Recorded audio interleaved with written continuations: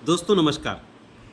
अभी हम आपके सामने करंट अफेयर से संबंधित एक इम्पॉर्टेंट टॉपिक्स के बारे में बात करेंगे, जिसे प्रायः प्रश्न आते रहे हैं और आने की कुल संभावना है। इस पे देख सकते हैं कि इसमें जो बताया गया है कि नवीन एवं नवीकरणीय ऊर्जा मंत्रालय के अनुसार भारत की कुल स्थापित विद्युत क्षमता जो है वो 484.82 गीगावाट तक पहुंच गई है। इसमें महत्वपूर्ण ध्यान देने वाली यह बात है कि इसमें 50% से अधिक विद्युत का जो उत्पादन है वो गैर जीवाश्म ईंधन स्रोतों से किया गया है। यह अपने आप में भारत सरकार की एक बहुत बड़ी उपलब्धि है, क्योंकि पेरिस समझौते के तहत हमारा यह संकल्प था कि 2030 तक हम अपने कुल विद्युत स्थापित क्षमता जो उत्पादन करेंगे, कुल विद्युत जो उत्पादन करेंगे उसमें 50% गैर जीवाश्म ईंधन से करेंगे। लेकिन इन्होंने यह लक्ष्य हमने 2025 में ही प्राप्त कर लिया। आखिर ये लक्ष्य प्राप्त करने में किन किन पहलों का योगदान है, इसमें हम कुछ पहल का योगदान दे रहे हैं जो सरकार के द्वारा प्रारंभ किया गया। इसमें सबसे महत्वपूर्ण हो जाता है प्रधानमंत्री सूर्य घर योजना।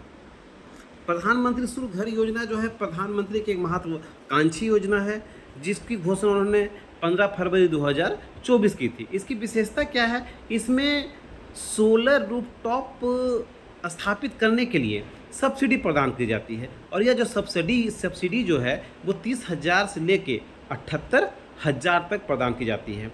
आज के ताज़ा आंकड़ों के अनुसार लगभग 7 लाख सोलर रूफटॉप की स्थापना की जा चुकी है। ठीक है, इसमें 300 यूनिट तक फ्री बिजली मिलती है।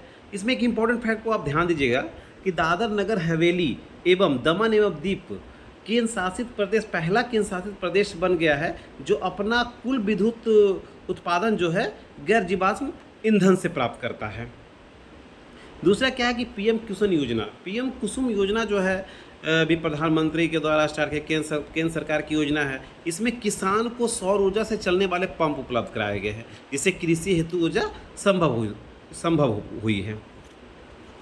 इसमें एक सबसे बहुत बड़ा पॉइंट पर देखेंगे कि आखिर जो हमने विद्युत क्षमता को 50% से अधिक जो उत्पादन जो हम गैर जीवाश्म ईंधन से किए हैं, तो उनमें किनका योगदान है। और ये आंकड़े जो दिए गए हैं आपके सामने, आप देख सकते हैं, ये आंकड़े अक्सर एग्जाम में पूछे जाते हैं, और हम लोग आंकड़े की जानकारी नहीं रहने के कारण या फिर पुराने आंकड़े के अद्यतन नहीं कर पाने के कारण क्या होता है कि हम लोग इसे अक्सर गलत कर देते हैं। तो इसमें देखते हैं कि हमारी जो भी कुल विद्युत क्षमता है उसमें तापीय ऊर्जा को जो योगदान है 49.92% है। उसी प्रकार परमाणु ऊर्जा को जो योगदान है कुल विद्युत उत्पादन में 1.81% है। बड़ी जल विद्युत परियोजना जो है उसमें जो कुल उत्पादन का जो हमारा योगदान है 10.19% है। और नवीकरणीय ऊर्जा का कुल उत्पादन जो है 38.08% है। ठीक है, ये फैक्ट को आप याद रखिएगा, जिससे आपको एग्जामिनेशन में काफ़ी सहायता मिलेगा। और हो सकता है कि ये डाटा के आधार पर अक्सर प्रश्न पूछने की प्रवृत्ति जो है बीपीएससी या फिर अन्य आयोग के द्वारा रही है, और ये फैक्ट जो है अक्सर हम उस समय गलती कर बैठे हैं। इसलिए बार बार इसको रिमाइंड करना है, बार बार इसको लिखना है, ताकि हम एग्जामिनेशन में इस अटैम्प्ट को कर सके और इस क्वेश्चन को सही करके हम आगे मेंस के रास्ता को क्लियर कर सकें। Okay, thank you. फिर इसी प्रकार की जानकारी हम अगले वीडियो में आपसे एक साथ शेयर करेंगे। तब तक के लिए धन्यवाद।